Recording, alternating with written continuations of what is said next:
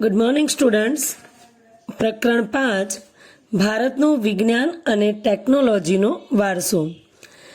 ગયા લેક્ચરમાં આપણે ધાતુવિદ્યા, રસાયણવિદ્યા તેમજ વૈદિક વિદ્યા અને શૈલ્ય ચિકિત્સા વિશે અભ્યાસ કરી ચૂક્યા છીએ. આજે આપણે ગણિતશાસ્ત્ર તેમજ ખગોળશાસ્ત્ર, જ્યોતિષશાસ્ત્ર અને વાસ્તુશાસ્ત્રનો અભ્યાસ કરીશું. તો સૌથી પહેલાં આપણે ગણિતશાસ્ત્ર તરફ નજર કરીએ.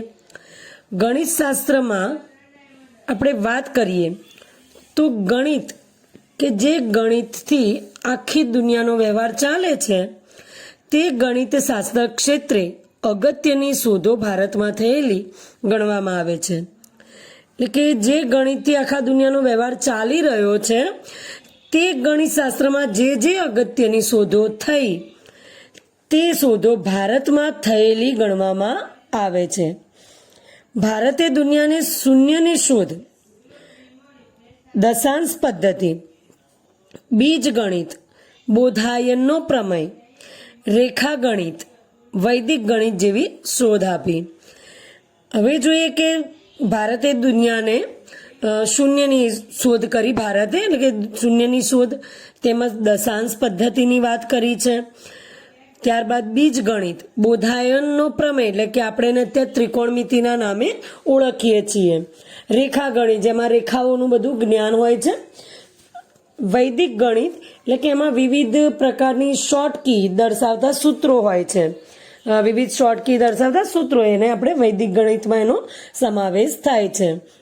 તો આ બધી શોધ ભારતે કરી છે કે આવી શોધ ભારતે આપી છે. તો શૂન્યની શોધ આર્યભટ્ટે કરી. હવે જે આપણે ટોપિક જોઈએ કે ભાઈ શૂન્યની શોધ, દશાંશ પદ્ધતિ, બીજગણિત, બોધાયનો પ્રમેય કે રેખાગણિત કે વૈદિક ગણિત જેવી શોધ ભારતે આપી છે દુનિયાને. તો હવે આપણે પહેલા શૂન્યની શોધ છે એના તરફ આગળ વધીએ. તો શૂન્યની શોધ આર્યભટ્ટે કરી. આંકડાની પાછળ શૂન્ય લગાવીને લખવાની પ્રક્રિયાના શોધક ગુત્સમદ નામના ઋષિ હતા. તમારે યાદ રાખવાનું છે કે શૂન્યની શોધ કોને કરી? તો કે આર્યભટ્ટે. અને આંકડાની પાછળ શૂન્ય લગાવવાની જે પ્રક્રિયા છે એની શોધ કોને કરી? તો ગુત્સમદ નામના ઋષિએ કરી છે. પ્રાચીન ભારતના ગણિતજ્ઞોએ એકની પાછળ 53 શૂન્ય મૂકવાથી બનતી સંખ્યાઓના નામ નિર્ધારિત કર્યા છે. એટલે કે એકની પાછળ 53 શૂન્ય લગાવી શકાય છે અને એ 53 શૂન્ય લગાવ્યા બાદ જે સંખ્યાઓના નામ હોય છે, જે એને કયા નામથી ઓળખવી, એ સંખ્યાઓના નામ પણ નિર્ધારિત કરવામાં આવ્યા છે. જેમ કે આપણે એકના પાછળ 1 શૂન્ય લગાવીએ છીએ તો 10, 2 શૂન્ય લગાવીએ તો 100, 3 લગાવીએ તો 1000, 4 લગાવીએ તો 10,000.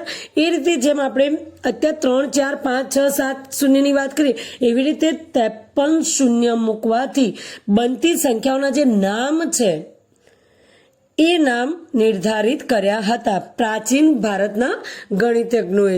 પ્રાચીન ભારતના જે ગણિતનું જ્ઞાન ધરાવતા જે વ્યક્તિઓ હતા તેમને આ શોધ કરી હતી, આ નામ નિર્ધારિત કર્યા હતા. હવે મોહેન્જો-દડો અને હડપ્પાના અવશેષોમાં માપવાના અને તોલવાના સાધનોમાં, એટલે એ વખતે આપણને જે સાધનો મળ્યા એ અવશેષોમાં, મોહેન્જો-દડો અને હડપ્પાના જે અવશેષો મળ્યા તેમાં માપવા અને તોલવાના સાધનોમાં પણ દશાંશ પદ્ધતિ જોવા મળતી હતી. એ માપવાના સાધનો પરથી આપણે જોઈ શક્યા કે તે સમયે પણ દશાંશ પદ્ધતિનો ઉપયોગ થતો હતો. એની ઓળખ પ્રાચીન સમયમાં, એની જે ઓળખ છે એ માપવાના તોલવાના સાધનોમાં જે દશાંશ પદ્ધતિની જે ઓળખ છે એ પ્રાચીન સમયમાં મેઘાતિથિ નામના ગણિત શાસ્ત્રીએ આપી હતી. કોણે? તો કે ભાઈ પ્રાચીન સમયના મેઘાતિથિ નામના ગણિત શાસ્ત્રીએ. હવે ભાસ્કર આચાર્ય ઈસવીસન 1150માં લીલાવતી ગણિત અને બીજ ગણિત નામના ગ્રંથો લખ્યા. લીલાવતી ગણિત અને બીજ ગણિત નામના ગ્રંથો લખ્યા. ક્યારે? તો ઈસવીસન 1150માં. કોને? તો ભાસ્કર આચાર્ય. તેમણે, એટલે અહીંયા ભાસ્કર આચાર્યની વાત છે કે તેમણે સરવાળા તથા બાદબાકીનું સંશોધન કર્યું હતું. પછી બ્રહ્મગુપ્તે સમીકરણના પ્રકાર બતાવ્યા હતા. બોધાયન પ્રમેય એટલે કે ત્રિકોણમિતિ એ કોને આપ સ્તંભે, અને સુલ્વ સૂત્રોમાં ઈસવીસન 800 પૂર્વે વિવિધ વૈદિક યજ્ઞો માટે જરૂરી વિવિધ વેદીઓના પ્રમાણ પર નિશ્ચિત કર્યા છે. એમાં પણ આ સિદ્ધાંતનું વિશ્લેષણ થયું છે.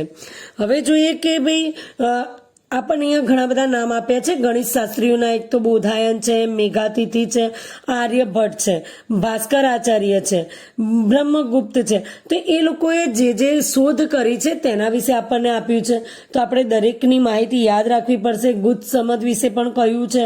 તો દરેક વ્યક્તિ, દરેક ગણિત શાસ્ત્રી કઈ શોધ કરી છે એના વિશે તમારે માહિતી લેવાની જરૂરી છે. જેમ કે આપણે પ્રશ્ન બનાવીએ તો ભાઈ શૂન્યની શોધ કોને કરી, તો કે ભાઈ આર્યભટ્ટે કરી.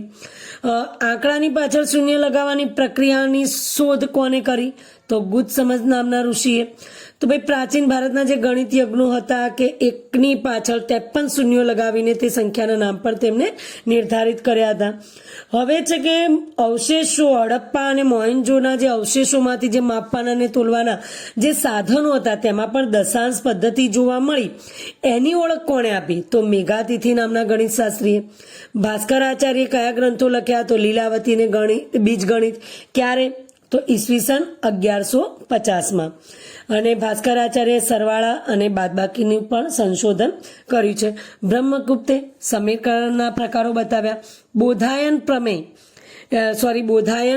એટલે કે બોધાયને ત્રિકોણમિતિની શોધ કરી. એટલે કે એમનો જે પ્રમેય છે એ ત્રિકોણમિતિના નામે ઓળખાય છે. એ પણ બોધાયન પણ એક ગણિત શાસ્ત્રી છે. અને અહીંયા આપ સ્તંભે સુલ્વ સૂત્રોમાં આપણે આગળ એક સહેજ સમજ કહેવામાં મિસ્ટેક થઈ.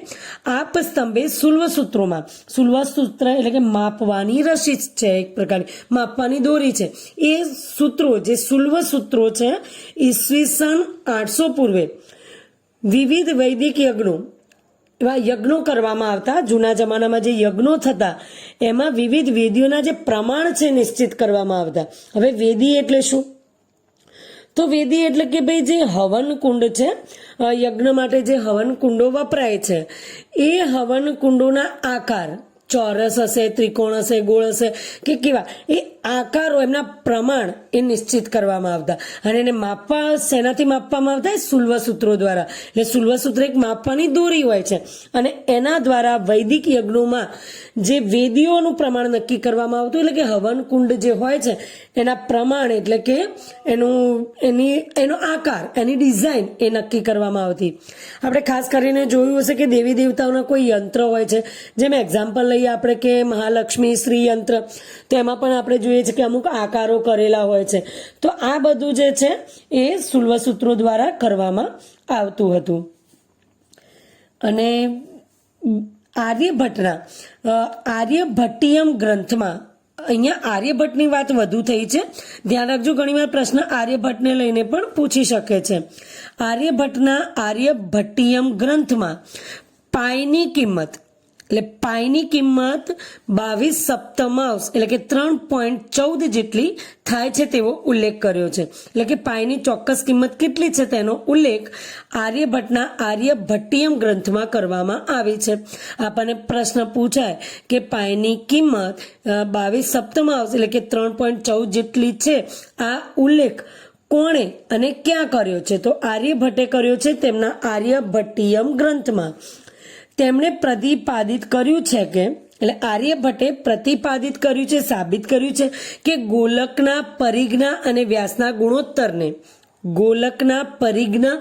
વ્યાસના ગુણોત્તરને દર્શાવતો અચળાંક પાય છે.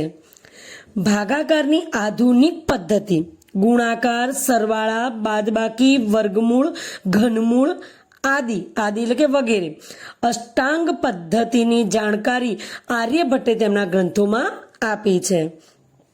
તેથી આર્યભટ્ટને ગણિત શાસ્ત્રના પિતા ગણવામાં આવે છે. એટલે કે ગણિત શાસ્ત્રના પિતા તરીકે ઓળખવામાં આવે છે. આ ઉપરાંત તેમને 10 ગીતિકા, આર્યભટ્ટીયમ જેવા ગ્રંથ લખ્યા છે.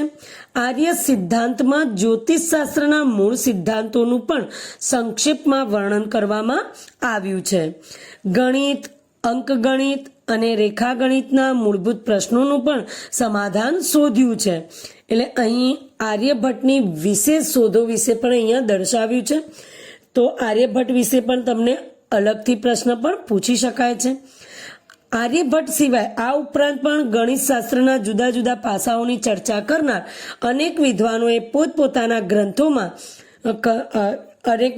એની જે ચર્ચા છે પોતપોતાના ગ્રંથોમાં કરી છે. તેમાં બોધાયન, આપસ્તંભ, કાત્યાયન, ભાસ્કરાચાર્ય, બ્રહ્મગુપ્ત જેવાનો વગેરેનો સમાવેશ થાય છે. એટલે કે આર્યભટ્ટની વાત કરીએ તે ઉપરાંત પણ એવા કેટલાય ગણિત શાસ્ત્રીઓ છે કે જેમને જુદા જુદા પાસાઓની ચર્ચા એમના શાસ્ત્રોમાં કરી છે, એમના ગ્રંથોમાં કરી છે. અને વિદ્વાનોને આપણે જોઈએ તો તે બોધાયન, આપસ્તંભ, કાત્યાયન, ભાસ્કરાચાર્ય અને બ્રહ્મગુપ્ત જેવા વિદ્વાનોનો અહીં સમાવેશ કરી શકાય છે.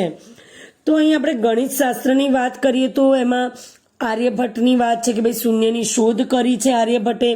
એમના આર્યભટ્ટીયમ ગ્રંથમાં પાયની કિંમત 3.4 જેટલી જ છે તેવો ઉલ્લેખ પણ કર્યો છે. તેમને સાબિત પણ કર્યું છે કે ગોલકના પરિઘ અને વ્યાસના ગુણોત્તરને દર્શાવતો અચળાંક એ પાય છે. તેમજ આધુનિક ભાગાકારની પદ્ધતિ, ગુણાકાર, સરવાળા, બાદબાકી, વર્ગ, વર્ગમૂળ, ઘનમૂળ વગેરે અષ્ટાંક પદ્ધતિની જાણકારી પણ અહીંયા જોજો, ધ્યાન આપજો, એમને જાણકારી પણ એમના ગ્રંથોમાં આપી છે. અને એમને ગણિત શાસ્ત્રના પિતા તરીકે ઓળખવામાં આવે છે. અને એમને 10 ગીતિકા અને આર્યભટ્ટીયમ જેવા ગ્રંથો લખ્યા છે.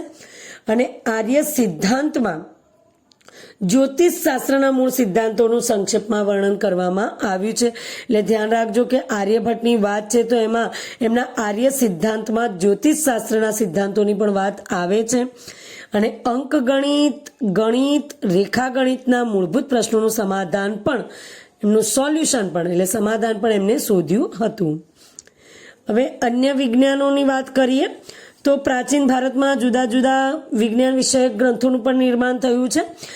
એવા વિજ્ઞાન દ્રષ્ટિ કે વિજ્ઞાનના વિષયના ગ્રંથો છે જે આપણા જીવનમાં પણ ઉપયોગી છે. તો અહીંયા આપણને એક કોષ્ટક બનાવીને જ આપેલું છે. 7 આવા શાસ્ત્રોના નામ આપ્યા છે ને એની સામે તેના કર્તાઓના પણ નામ આપ્યા છે. પ્રજનન શાસ્ત્ર તો બ્રાબ્રવ્ય પાંચાલ, ચિકિત્સા સંગ્રહ તો ચક્ર પાણીદત્ત, કામસૂત્ર તો વાત્સાયન, વૃક્ષ આયુર્વેદ મહામુનિ પારાશર, યોગ શાસ્ત્ર તો મહામુનિ પતંજલિ, યંત્ર સર્વસ્વ તો મહર્ષિ ભારદ્વાજ, કાલગણના તો શકમુનિ. અહીંયા આપણને એની ડિટેલમાં માહિતી નથી આપી પણ આપણને એક કર્તાઓ છે અને એમના વિજ્ઞાનને આધારિત જે શાસ્ત્રો રચ્યા છે તેમને એ શાસ્ત્રોના નામ પણ આપ્યા છે. તો આપણે આ પણ માહિતી તૈયાર કરવી જરૂરી બને છે કે દરેક કર્તાએ અને એની સામે તેની જે કૃતિઓ છે, જે શાસ્ત્રો છે તેના નામ પણ આપણે યાદ રાખવા જરૂરી બને છે. હવે જોઈશું ખગોળશાસ્ત્ર અને જ્યોતિષશાસ્ત્ર. તો શાસ્ત્રોમાં ખગોળશાસ્ત્ર એ સૌથી પ્રાચીન શાસ્ત્ર છે. ખગોળશાસ્ત્રને લગતા ઘણા ગ્રંથો ભારતમાં લખાયેલા છે. આ બધા જ ગ્રંથોના પ્રાચીન વિદ્યાપીઠમાં આ બધા ગ્રંથોનો પ્રાચીન વિદ્યાપીઠોમાં વ્યવસ્થિત અને ઊંડો અભ્યાસ પણ કરવામાં આવ્યો છે. ગ્રહો અને તેમની ગતિ, નક્ષત્રો, અન્ય આકાશી પદાર્થો વગેરે ઉપરથી ગણતરી કરીને ખગોળ અને જ્યોતિષશાસ્ત્રનો સારો વિકાસ થયો હતો. ખાસ કરીને ગ્રહો ઉપરથી ફળ પ્રમાણે જ્યોતિષ ફલિત કરવામાં આવતું. એટલે કે ખગોળશાસ્ત્રની વાત કરીએ તો સૌથી પ્રાચીન શાસ્ત્ર ગણવામાં આવે છે. અને ખગોળશાસ્ત્રોને લગતા ઘણા ગ્રંથો એ પણ ભારતમાં લખાયેલા છે. અને ખગોળશાસ્ત્રની વાત કરીએ તો તેમાં અવકાશી માહિતી હોય છે, એટલે કે ગ્રહોની વાત હોય છે, ગ્રહોની ગતિની, નક્ષત્રોની, આકાશી પદાર્થો એ વગેરે ઉપરથી જે ગણતરી કરીને ખગોળશાસ્ત્ર અને જ્યોતિષશાસ્ત્રનો સારો એવો વિકાસ પણ અહીં ભારતમાં થયેલો છે. આ બધી જે બાબતો છે, આ બધા ગ્રંથોનો જે પ્રાચીન વિદ્યાપીઠોમાં પણ આપણે જૂની પ્રાચીન વિદ્યાપીઠો ગણીએ તો એમાં પણ આ ગ્રંથોનો વ્યવસ્થિત રીતે અને ઊંડો અભ્યાસ પણ કરવામાં આવતો હતો. ખાસ કરીને ગ્રહો પરથી ફળ પ્રમાણે જ્યોતિષ ફલિત કરવામાં આવતું, એટલે કે ગ્રહોની સ્થિતિ પ્રમાણે, ગ્રહોની ગતિ પ્રમાણે જ્યોતિષ ફલિત કરવામાં આવતું, એટલે કે લોકોને ભવિષ્ય વિશે જાણકારી, લોકોના ભવિષ્ય વિશે જાણકારી કરી શકાતી. એટલે કોઈ પરિસ્થિતિ વિશે પણ ભવિષ્ય ભાખી શકાતું, એટલે કોઈ વ્યક્તિ વિશે પણ પરિસ્થિતિ વિશે પણ ભવિષ્ય જોઈ શકાતું. જેમના નામ ઉપરથી ભારતના પ્રથમ ઉપગ્રહનું નામ આર્યભટ્ટ રાખવામાં આવ્યું છે, તે આર્યભટ્ટનું ખગોળ વિજ્ઞાન ક્ષેત્રે પણ મહત્વનું યોગદાન છે. તેમણે પૃથ્વી પોતાની ધરી પર ફરે છે તથા ચંદ્રગ્રહણનું સાચું કારણ પૃથ્વીનો પડછાયો છે તેમ સાબિત કર્યું. એટલે કે અહીંયા આર્યભટ્ટની વાત એ છે કે એમના નામ ઉપરથી આપણો જે પ્રથમ ઉપગ્રહનું નામ છે એ જેમના નામ ઉપરથી રાખવામાં આવ્યું છે તે આર્યભટ્ટ ખગોળ વિજ્ઞાનમાં, એટલે કે ખગોળ શાસ્ત્રના ક્ષેત્રે પણ તેમનું મહત્વનું યોગદાન રહેલું છે. પૃથ્વી પોતાની ધરી પર ફરે છે અને ચંદ્રગ્રહણનું સાચું કારણ પૃથ્વીનો પડછાયો છે એ તેમણે સાબિત કર્યું. જેને વિદ્વાનો અજરભર નામથી સંબોધતા હતા. આપણે અત્યારે ચંદ્રગ્રહણને એ નામથી, એ પરિસ્થિતિને નામથી ઓળખીએ છીએ તે ઘટનાને, એ સમયે તેને વિદ્વાનો અજરભર નામ તરીકે સંબોધતા હતા. એ જ રીતે બ્રહ્મગુપ્તે બ્રહ્મ સિદ્ધાંત ગ્રંથમાં ગુરુત્વાકર્ષણના નિયમોનો પણ ઉલ્લેખ કરેલો છે. એટલે કે બ્રહ્મગુપ્તે બ્રહ્મ સિદ્ધાંત નામના એમના ગ્રંથમાં ગુરુત્વાકર્ષણના નિયમોને પણ ઉલ્લેખિત કર્યા છે.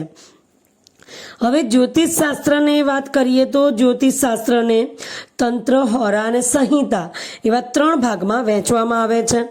એટલે કે તંત્ર, હોરા અને સંહિતા એવા એના 3 પેટા પ્રકારો છે જ્યોતિષશાસ્ત્રના. તો જ્યોતિષશાસ્ત્રને તંત્ર, હોરા અને સંહિતા એવા 3 ભાગમાં વહેંચનાર વરામિહિર મહાન ખગોળવેતા તથા જ્યોતિષશાસ્ત્રી હતા.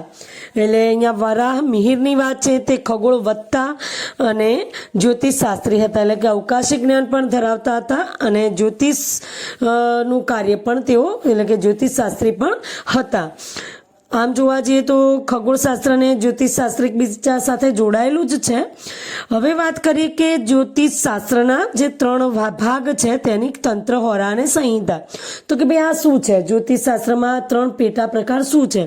તો ભાઈ કે જે તંત્ર છે એમાં જ્યોતિષશાસ્ત્રના ગાણિતિક પાસાઓની વાત થતી હોય છે, જે ગાણિતિક પાસાઓ છે તેની વાત.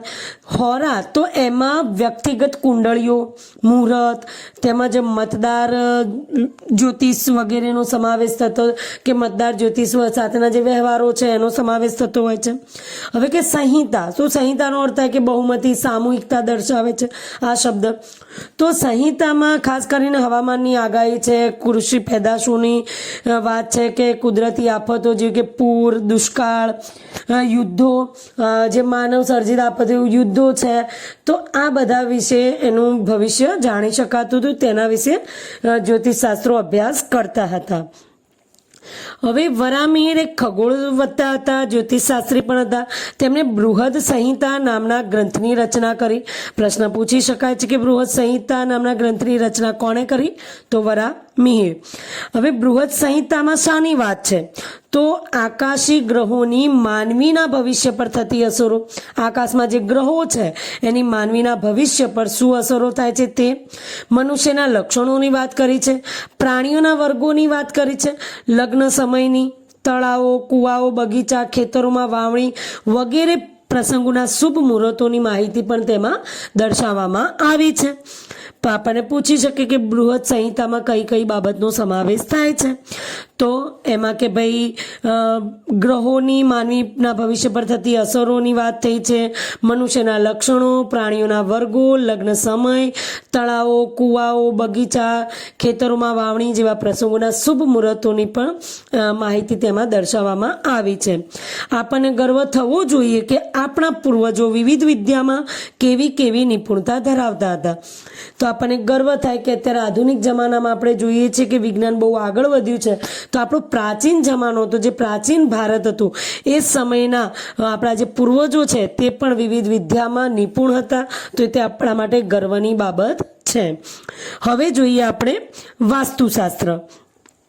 તો પ્રાચીન ભારતનું વાસ્તુશાસ્ત્ર ક્ષેત્રે મહત્વનું પ્રદાન છે. વાસ્તુશાસ્ત્ર એ જ્યોતિષશાસ્ત્રનું અવિભાજ્ય અંગ છે, જેની ગણના, મહત્તા અને પ્રશંસા વિશ્વના અનેક દેશોમાં પણ સ્વીકૃત થઈ રહી છે. પ્રાચીન ભારતમાં બ્રહ્મા, નારદ, બૃહસ્પતિ, ભૃગુ, વશિષ્ઠ, વિશ્વકર્મા જેવા વિદ્વાનોનું વાસ્તુશાસ્ત્રમાં અનોખું પ્રદાન છે. એટલે કે પ્રાચીન ભારતમાં આપણે જોઈએ તો વાસ્તુશાસ્ત્ર ક્ષેત્રે પણ એક મહત્વનું પ્રદાન, એક મહત્વનું ક્ષેત્ર છે. વાસ્તુશાસ્ત્ર એ જ્યોતિષશાસ્ત્રનું અવિભાજ્ય અંગ ગણાય છે. એ જ્યોતિષશાસ્ત્ર સાથે જોડાયેલું એનું અંગ છે, જેની ગણના, જેની મહત્તા, જેની પ્રશંસા વિશ્વના અનેક દેશોએ પણ સ્વીકારી છે. અને પ્રાચીન ભારતમાં બ્રહ્મા, નારદ, બૃહસ્પતિ, ભૃગુ, વશિષ્ઠ અને વિશ્વકર્મા જેવા વિદ્વાનોનું પણ વાસ્તુશાસ્ત્રમાં અનોખું પ્રદાન ગણાય છે. હવે વાસ્તુશાસ્ત્રમાં છે શું, કઈ કઈ બાબતોનો સમાવેશ થાય છે, તો જોઈએ કે ભાઈ વાસ્તુશાસ્ત્રમાં રહેવાની જગ્યા, મંદિર, મહેલ, અશ્વશાળા એટલે ઘોડાઓની વાત છે, કિલ્લા, શસ્ત્રાગ્રહ જ્યાં શસ્ત્રોનો સમાવેશ થાય છે એને રાખવામાં આવે છે કે બનાવવામાં આવે છે, નગર વગેરેની રચના કેવી રીતે કરવી, કઈ દિશામાં કરવી તે દર્શાવેલું હોય છે. જેમ અત્યારે પણ ઘણા લોકો આમાં માને છે અને એનો ઉપયોગ પણ કરે છે કે ઘરમાં રસોડાની દિશા, બેડરૂમની કે હોલની કે પછી પાણીના ટાંકાની કે મંદિરની, તો આવી બધી કેટલી દિશાઓ ચોક્કસપણે નક્કી કરીને ઘણા લોકો પોતાના મકાનનું બાંધકામ કરતા હોય છે. તો બૃહદ સંહિતામાં વાસ્તુશાસ્ત્રનો ઉલ્લેખ જોવા મળે છે. 15મી સદીમાં મેવાડના રાણા કુંભાએ 15મી સદીની વાત છે કે મેવાડના રાણા કુંભાએ અગાઉના પ્રકાશનોમાં સુધારા વધારા કરાવી વાસ્તુશાસ્ત્રનો પુનરુદ્ધાર કરાવ્યો હતો. એટલે કે વાસ્તુશાસ્ત્ર જે આપણને જૂના રૂપમાં મળી આવ્યું હતું તેનો પુનરુદ્ધાર કરાવ્યો હતો. એટલે કે એને નવેસરથી એમાં જે કંઈ બી કોઈ બી ખામી હતી કે એને દૂર કરીને 15મી સદીના મેવાડના રાણા કુંભાએ એના અગાઉના જે પ્રકાશનો હતા, વાસ્તુશાસ્ત્રને લઈને જે કંઈ બી પ્રકાશનો હતા તેમાં સુધારા વધારા કરાવીને તેનો પુનરુદ્ધાર કરાવ્યો હતો.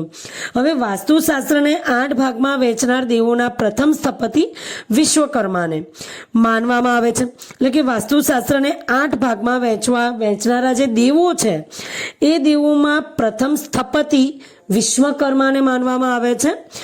વાસ્તુશાસ્ત્રમાં જગ્યાની પસંદગી, તમારું મકાન કઈ જગ્યાએ કઈ દિશામાં યોગ્ય રહેશે, મકાન હોય કે પછી આપણી કોઈ કારખાનું હોય કે આપણી કોઈ પણ બાંધકામ, ચાહે મંદિર હોય કે પછી આપણે શાળા છે, હોસ્પિટલ છે, એવા કોઈ પણ બાંધકામની જગ્યાની પસંદગીની વાત હોય છે.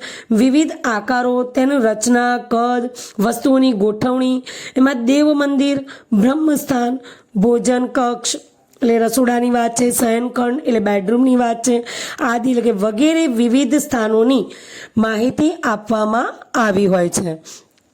વાસ્તુશાસ્ત્રના દ્રષ્ટિબિંદુમાં હવે પરિવર્તન આવ્યું છે, જ્યારે તેને હવે વિદેશોમાં પણ સ્વીકૃતિ મળી છે. એટલે કે વાસ્તુશાસ્ત્રને લઈને લોકોએ પોતાનો દ્રષ્ટિબિંદુ બદલ્યો છે અને આજે વિદેશોમાં પણ વાસ્તુશાસ્ત્રનો સ્વીકાર કરવામાં આવ્યો છે.